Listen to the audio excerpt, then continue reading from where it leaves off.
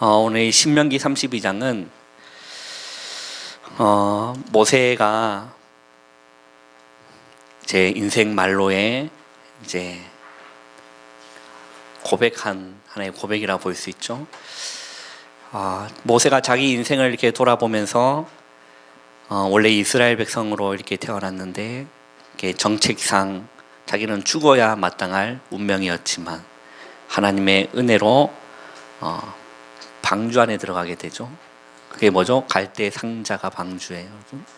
그 그리스도 안에 들어가서 살게 됩니다. 그리고 바로의 공주의 양아들로 들어가서 40년을 떵떵거리며 왕자 생활을 하고 잘 살았어요. 그래서 어느 날 자기 힘으로 자기가 이스라엘 민족이라는 사실을 알고 자기 힘으로 그 백성을 구원하려고 애굽 사람을 쳐 죽였어요. 뭐가 됐죠? 살인자가 됐어요. 그러고 나서 열심히 미디안 광야로 도망갑니다. 그리고 나서 40년이 지나요. 그때 하나님이 모세를 부르세요. 그때가 몇 세죠? 80세. 여기 80세 이하 분들 손 들어 보시기 바랍니다. 다들 80세 이상 계십니까? 네. 우리 이렇게 말씀하셔서 김동건 목사님께서는 80세부터 시작이다 이렇게 하신 그 말씀도 기억납니다. 그럼 80세 아무 힘 없는 다리가 떨리는 그때 하나님은 모세를 부르세요. 호렙산에서 떨기나무 아래서 그를 만나 주십니다. 그때 하나님 그렇게 얘기해요. 내가 이스라엘 백성의 부르짐을 들었다. 너는 그의 백성을 데리고 나가라 라고 했을 때 모세가 고백합니다. 뭐라고 고백하죠? 나는 못합니다. 그래서 뭐라고 고백하냐면 내가 누구이간데 라고 해요. 여러분 그 말이 무슨 말이냐면 하나님 생각 좀 해보세요. 내가 젊을 때 혈기 좀 있을 때 그때 하려고 몸부림쳤을 그때에는 내가 그렇게 나섰는데 하나님 뒷짐지고 계시더니 이제 와서 뭔 금강지 같은 소리입니까? 라는 얘기예요. 내가 무엇이 간데 바로에게 가며라고 했죠. 그때 우리 목사님 설교하셨죠? 제목이 뭡니까? 내가 에헤이 척척 하면 척척 나오고 그래야죠. 내가 반드시 너와 함께 하겠다. 그럼 끝이에요. 하나님이 우리와 함께 하시면 끝인 겁니다. 그래도 모세는 못합니다 라고 했을 때 하나님이 성질내죠. 버럭 화를 냈습니다. 그리고 그 이스라엘 백성이 모세가 이스라엘 백성을 이제 출애굽하고 이제 광야로 가게 됩니다. 그 많은 그 모세의 여정 속에 담겨 있는 내용이라고 생각합니다. 신명기라는 말씀이.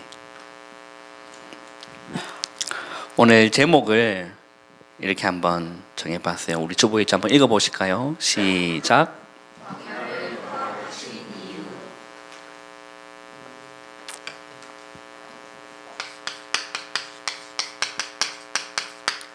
하나님께서 그 이스라엘 백성의 구원시키시고 애굽에서 종되었던 걸 이끌어내셨죠. 그리고 광야로 갑니다.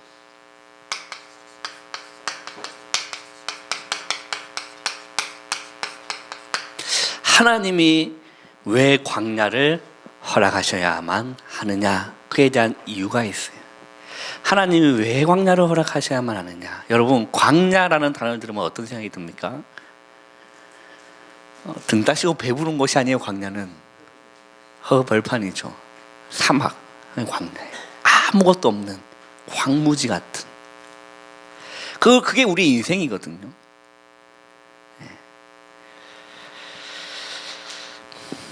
그거 지금 모세가 한번 보세요. 6절에 보니까 어리석고 지혜 없는 백성아 여호와께 이같이 보답하느냐라고 했어요. 자, 그 앞에 보면 세대라고 했어요. 그죠? 삐뚤어진 세대다. 그럼 모세가 자기 그 후손들을 보고, 이제 젊은 친구들, 자기 아마 옛날 모습 같이 보였을 겁니다. 그런 하나님 말씀 잘 인도받지 않으려고 하는 그런 젊은 층들을 보고 삐뚤어진 세대다. 어리석고 지혜 없는 백성아, 여호와께 이같이 보답하느냐. 그는 네 아버지시요 너를 만드신 이가 아니시냐. 그가 너를 만드시고 너를 세우셨다라고 합니다. 하나님이요, 우리를, 그 이스라엘 백성을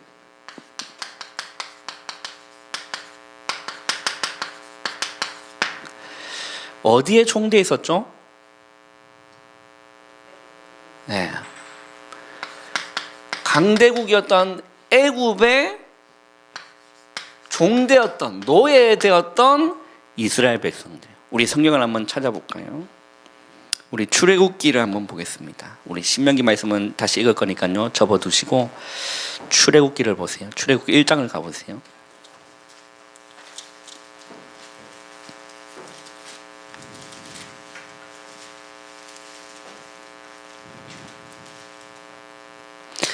그 이스라엘 백성이 굉장한 오랜 시간 동안 애굽의 종되어서 완전히 노예가 되어버렸습니다. 그때 자 8절에 보니까 1장 8절에 보면 우리 한번 읽어볼까요? 시작. 자, 요셉 시대 때는 노예가 아니었어요. 떵떵거리고 잘 사는 민족이었다니까. 그런데 이제 요셉을 알지 못한 이제 왕이 일어나서 애굽을 이제 다스리기 시작했는데, 자 9절에 보면 그가 그 백성에게 이르되 이 백성 이스라엘 자손이 우리보다 많고 강하도다라고 했어요. 그래서 10절에 보면 읽어볼까요? 시작.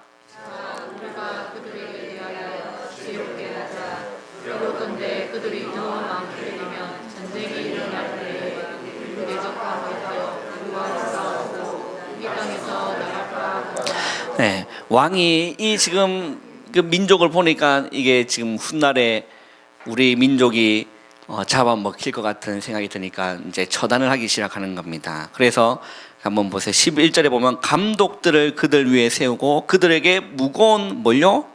짐을 지어 괴롭게 하여 그들에게 바로를 위하여 국고성 비돔과 람셋을 건축하게 하니라 라고 했어요. 11절 한번 읽어보세요. 시작. 12절. 자, 11절에 했어요? 네, 12절 시작.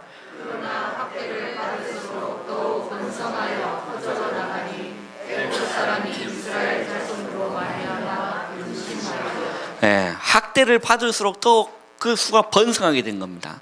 그래서 애굽 사람이 이스라엘 자손을 이제 근심하게 된 겁니다. 그래서 이스라엘 자손에게 일을 더 엄하게 시킨 겁니다. 14절 보면 어려운 노동으로 그들의 생활을 괴롭게 하니 곧 흙 이기기와 벽돌 굽기와 농사와 여러 가지 일이라 그 시키는 일이 모두 엄하였다.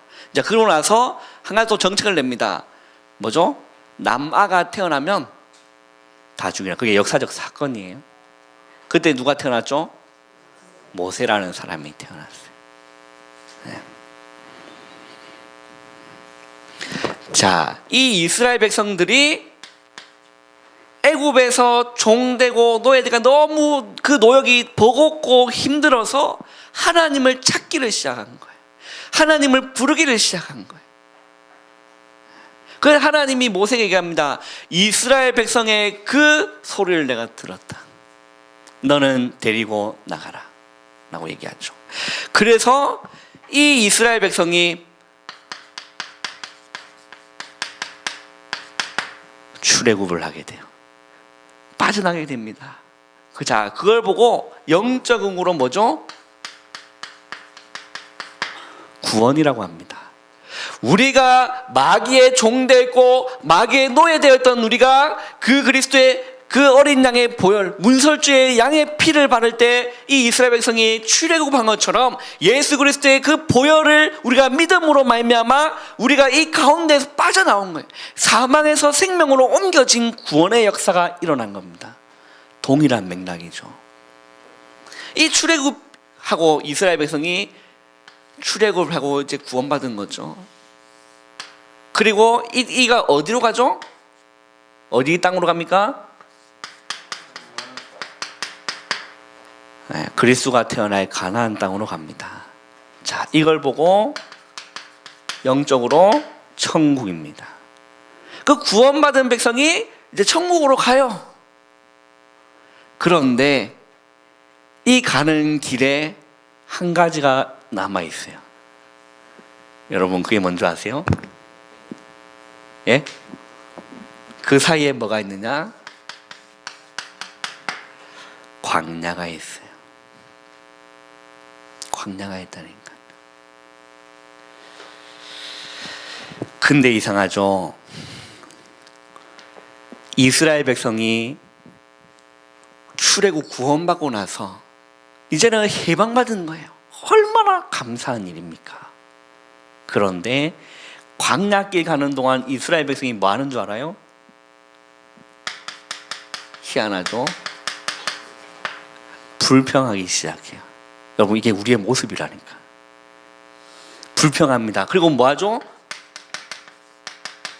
원망합니다. 그리고 뭐 하죠?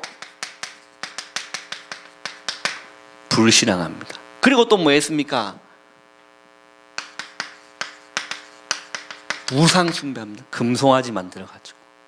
이 금송아지가 우리를 구원시킨 말 같지 않은 소리를 이렇게 합니다. 뭐 때문에 불평하고, 뭐 때문에 모험하고, 뭐 때문에 불신하고, 뭐 때문에 금송아지 만든 줄 아세요?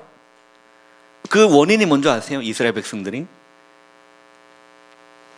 성경 읽어보면 그 원인이 뭔지 압니까? 다 육신적인 거였어요. 그리고 뭐라고 원명한 줄 알아요? 우리를 묻을 곳이 없어서 이것들아 우리를 이렇게 데려왔느냐. 아싸리 애굽에 우리가 있었더라면 고기 먹었다. 아싸리 그때가 더 좋았다 얘기합니다. 어제 우리 아이들 지교하기 전에 이렇게 교회 지금 출석을 안 하시는데 이렇게 연결되신 분 이렇게 다락방 하는 시간이 있어요. 이제 그때 장로님이 이렇게 참석을 이렇게 하셨어요. 우리 김일용 집사님도 오시고. 근데 이제 그분이 이제 한 분은 개인 사정에서 못 오셨는데 그 여자분 한 분이 뭔 얘기를 하시냐면, 내가 예수 믿기 전에는 늘 영매를 이렇게 따라 이렇게 붙이고 다녔대요. 그게 뭐 집 장사하니까 이렇게 그런 부분을 좀 보고 도움 받으려고. 그때는 아무런 어려움이 없었다는 거예요. 네. 아무런 어려움이 없었다. 그런데 내가 그 부동산에서 목사님을 만나고 나서 예수님을 영접한 이후에 되는 게 없다. 그 자기는 성경을 읽을 때 욥기를 읽을 때마다 분노가 치밀어 오른대요. 어떻게 이게 하나님이 이렇게 할 수 있느냐. 우리는요 자꾸 이거 가지고 불신앙합니다. 뭐죠? 의식주. 다르게 한번 해볼까요? 창세기 3장, 6장, 11장. 이것 때문에 불평하고 원망하고 불신앙하고 삐지고 털하고 제끼고 자빠지고 넘어지고, 단 한 번도 생명 살리는 그 일에, 구원의 그 일에, 복음 그 일에 마음 담아 본 적이 없고 늘 이중심이에요. 여러분, 이 이스라엘 백성이 내 모습 같지 않나요? 그게 여러분 광야예요. 어쩔 수 없어요.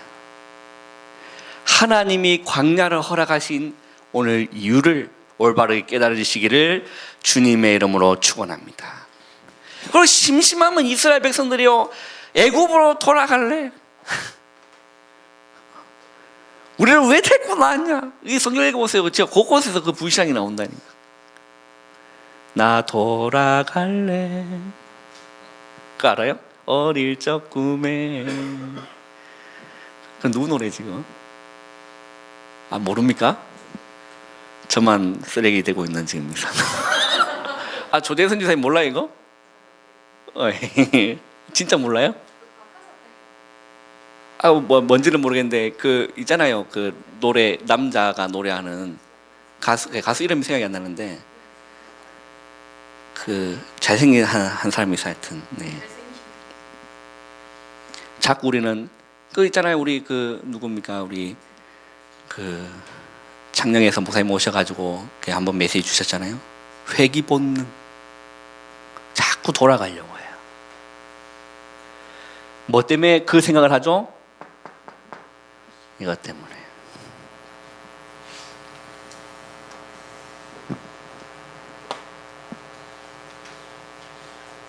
하나님이 왜 나를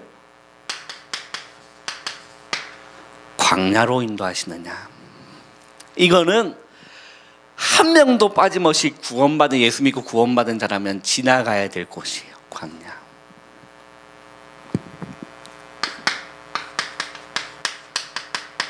하나님이 우리에게 광야를 허락하신 이유가 있습니다. 하나님이 우리를 괴롭히려는 게 아니라니까요. 하나님이 우리를 잡아들려고 하는 게 아니라니까요. 하나님이 우리를 광야 가운데로 몰아가시는 이유가 있습니다. 여러분, 이 광야가 여러분에 다 있다니까요. 그게요, 사람일 수가 있습니다. 그게 환경일 수가 있습니다. 그게 배우자일 수도 있습니다. 하나님이 우리에게 광야를 허락하신 이유는 뭐냐?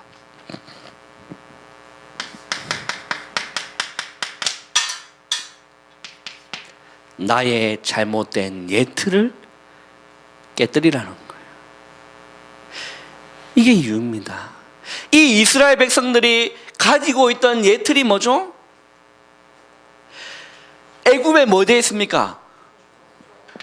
종되어 있었습니다. 복음 체질이 아니라 노예 체질이에요. 복음 체질이 아니라 불신자 체질이에요. 이거 바꾸기 위해서 하나님은 몰아가시는 거예요. 그 어제 그분이 미치고 하냐고 팔짝 뛰는 거예요. 내가 예수 믿고 되는 게 하나도 없다. 그때 장로님이 소리치셨습니다. 자매님, 그게 축복이에요. 그 본인 인생 간증을 이렇게 하셨어요. 그래서 아까 하신 말씀이 그 얘기예요. 1시간만 했는데 막 2시간까지 넘어가고, 저는 중간에 애들 해 때문에 몰래 싹 빠져나가고. 노예 체질돼 있는 거, 그죠? 우리가 마귀의 종됐던, 늘 그거 자꾸 붙잡으려고. 지난주 얘기했잖아. 100원짜리 그거밖에 몰라. 더 좋은 게 있는데. 또 다른 예화로, 우리 지난번에 목사님 그 영상 하나 틀어줬잖아요. 그 애기, 꼬마 애기 나가지고 그 뭐죠? 깡통 버려야 돼. 할매, 깡통 버려야 돼. 거기는 그런 거 들어갈 수 없어. 예틀을 깨뜨리기 위해서 하나님 우리를요 광야로 인도하세요. 그래서 일주일이면 가야 될 가나안 땅을 이스라엘 백성이 얼마 동안? 40년 동안 뺑뺑이 치는 거예요. 따라합시다. 빨리 깨닫고 광야를 졸업하겠습니다. 네. 오늘 장로님 간증하시는데 심히 많은 은혜를 받았습니다. 그리고 느낀 점, 장로님 너무 든든하다. 여러분 그렇게 안 느끼셨어요? 네. 우리 또 모친 되시는 변호사님은 또 마음이 저랑 또 다르겠죠. 하나님이 우리를 광야로 인도하시는 이유는 예틀을 깨라는 겁니다.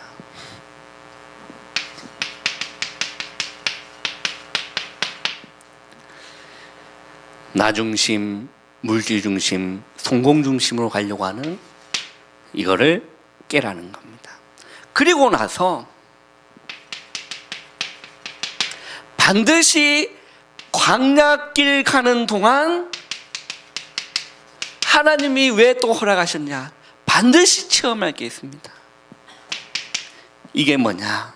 우리 신명기 32장, 우리 오늘 본문인데 한번 읽어보겠습니다. 신명기 32장 10절을 한번 읽어보세요.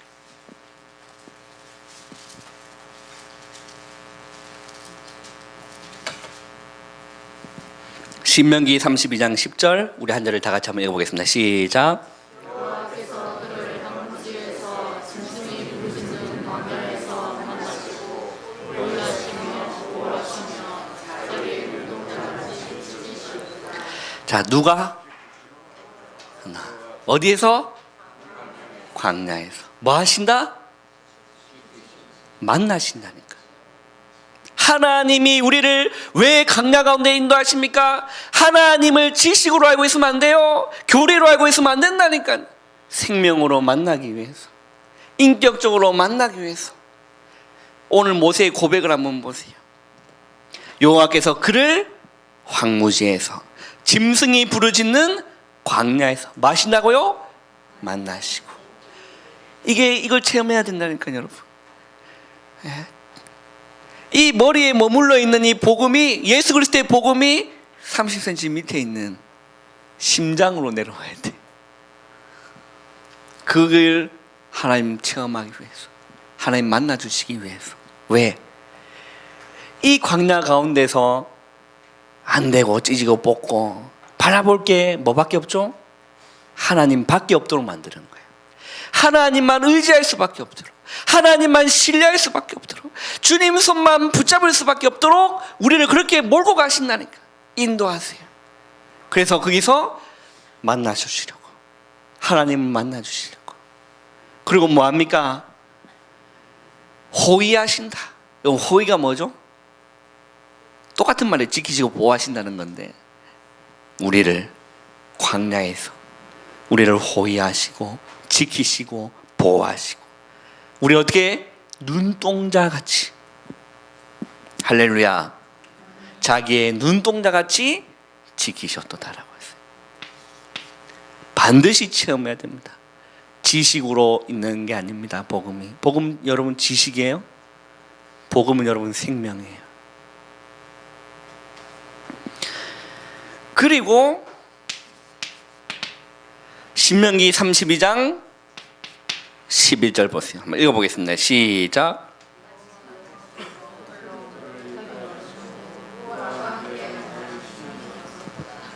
네? 11절.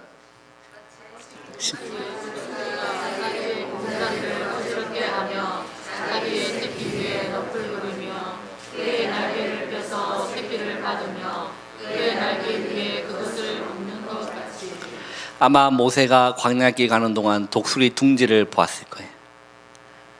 그래서 독수리 어미가 지 새끼한테 하는 짓거리를 봤을 거예요. 그래서 모세는 그렇게 표현합니다. 마치 광야에서, 황무지에서 우리를 그렇게 인도하시는 것이 마치 독수리가 자기 새끼를 그렇게 키우는 것 같다라는 거예요.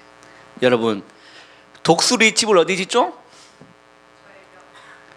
절대 참치를 합니다. 그 참새 옆에 집을 안 지어요. 그럼 참새는 집을 어디 짓습니까? 낮은 나무 이렇게, 그런 데서 오순도순 남편하고 아내하고 알 까고 참새 거기 살거든요. 짹짹짹짹짹 거리면서. 근데 독수리는 그렇게 안 살아요.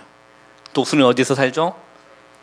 저 가장 높은 위에 아찔한 곳에 둥지를 틉니다.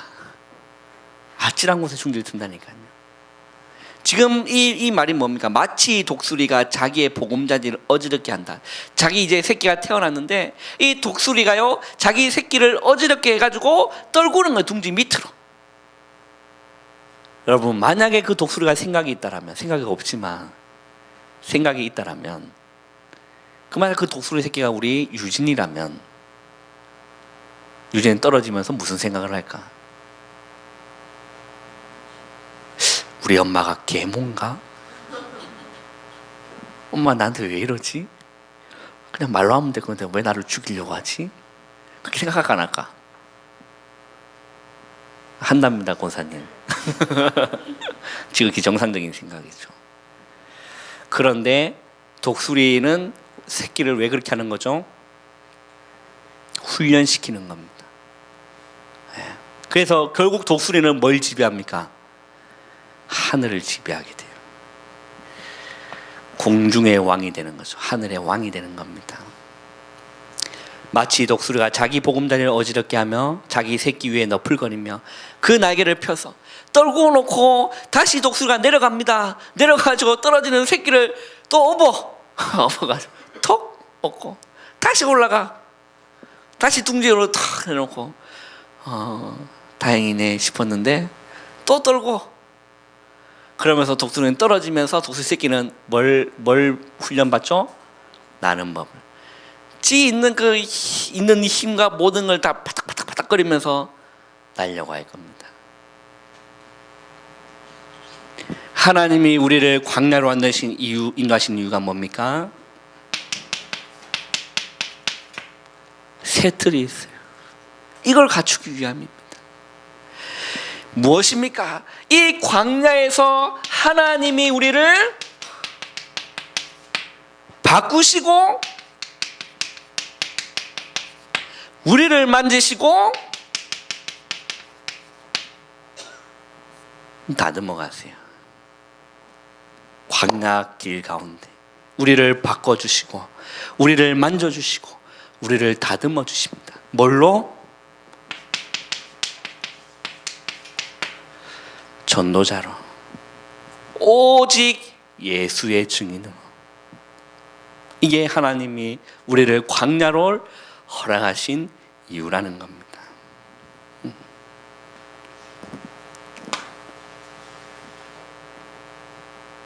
그래서 우리는 광야 가운데서요, 하나님 왜 이 같은 놈을 이렇게 만나게 하셨냐? 아마 우리 집사람이 생각하는 걸 거예요. 저 인간 왜 이 같은? 아마 생각에 이천 가고 싶다.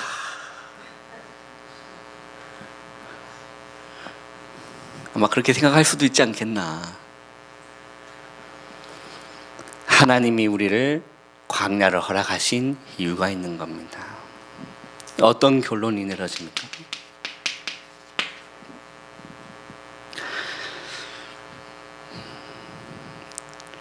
우리가 그 열을 있잖아요. 열을 전달하는 걸 보고 이 단어를 씁니다. 전도체라고 합니다. 그죠? 네. 라면을 끓여 먹을 때 라면 위에 쇠 젓가락을 놓으면 어떻게 될까요? 못 잡아요, 그거. 뜨거워. 이렇게 된다니까. 왜 그럴까요? 그게 열을 전달한다니까. 전도체입니다. 그죠? 그리고 하나님의 지상명령인 주님의 복음을 전하는 사람을 보고 우리는 뭐라고 합니까? 전도자라고 해요. 여기 공통점이 뭐냐면 이 전도체가 먼저 자신이 뜨거워지지 않으면 열은 절대 전달되지 않습니다. 전도자도 마찬가지예요. 내 자신이 먼저 복음으로 확립되지 아니하고 내 자신이 먼저 복음이 지식으로만 머물러 있다면 절대 다른 사람을 살릴 수가 없어요. 하나님이 나를 광야로 허락하신 이유는 뭐냐? 옛 틀을 깨고 복음 전하는 전도자의 새 틀을 갖추기 위함이라는 겁니다.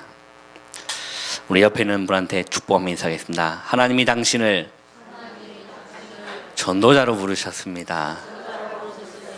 네, 한 번 더 인사하겠습니다.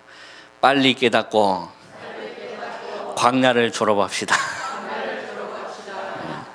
어떤 사람은 10년이 걸리고 어떤 사람은 1년이 걸리기도 하고 어떤 사람은 50년이 걸리기도 하고 어떤 사람은 안 걸려 시간이 이렇게 평생 하다가 죽을 때 이렇게 되는 사람도 있고 그렇죠. 우리 찬양 한 장 했으면 좋겠습니다.